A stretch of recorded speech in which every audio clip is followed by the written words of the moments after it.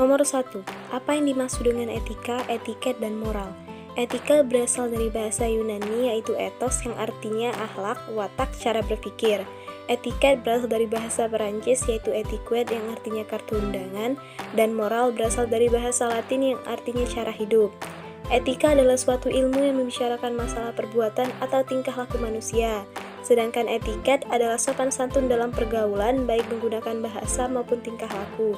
Sedangkan moral adalah nilai dan norma yang menjadi pegangan bagi seseorang atau suatu kelompok dalam mengatur tingkah lakunya. Nomor 2. Apa yang saudara ketahui tentang korupsi?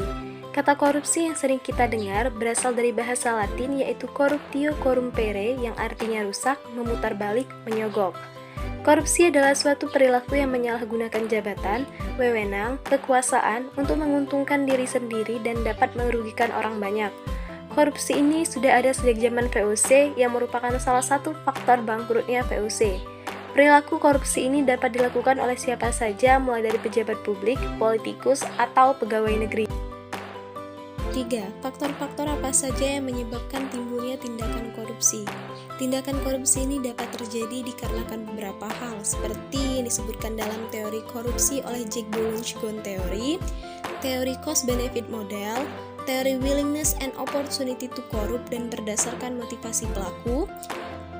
Faktor-faktor yang dapat menyebabkan korupsi ini seperti keserakahan, kesempatan, kebutuhan, adanya niat, terus juga adanya peluang, ingin memperkaya diri, dan juga manfaat kondisi yang dirasakan lebih besar daripada resiko yang diterima.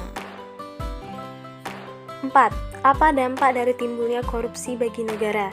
Yang pertama, mengurangi pertumbuhan ekonomi, investasi menjadi rendah termasuk investasi dari luar negeri, terjadi ketimpangan, meningkatnya kemiskinan, fungsi pemerintah tidak berjalan dengan baik, dan yang terakhir adalah negara menjadi krisis. 5. Upaya-upaya apa yang dilakukan pemerintah untuk menanggulangi tindakan korupsi? Yang pertama, pemerintah dapat mendesain ulang pelayanan publik. Yang kedua, memperkuat transparansi, pengawasan, dan sanksi pada kegiatan pemerintah yang berhubungan dengan ekonomi dan sumber daya manusia. Yang ketiga, meningkatkan pemberdayaan perangkat-perangkat pendukung dalam pencegahan korupsi. Yang keempat, penegakan hukum dilakukan secara terpadu dan terintegrasi.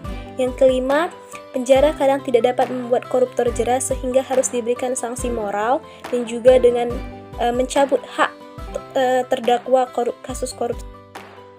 Peran mahasiswa. Mahasiswa dapat berperan sebagai satu, agent of change, yaitu sebagai penggerak masyarakat untuk melakukan perubahan ke arah yang lebih baik.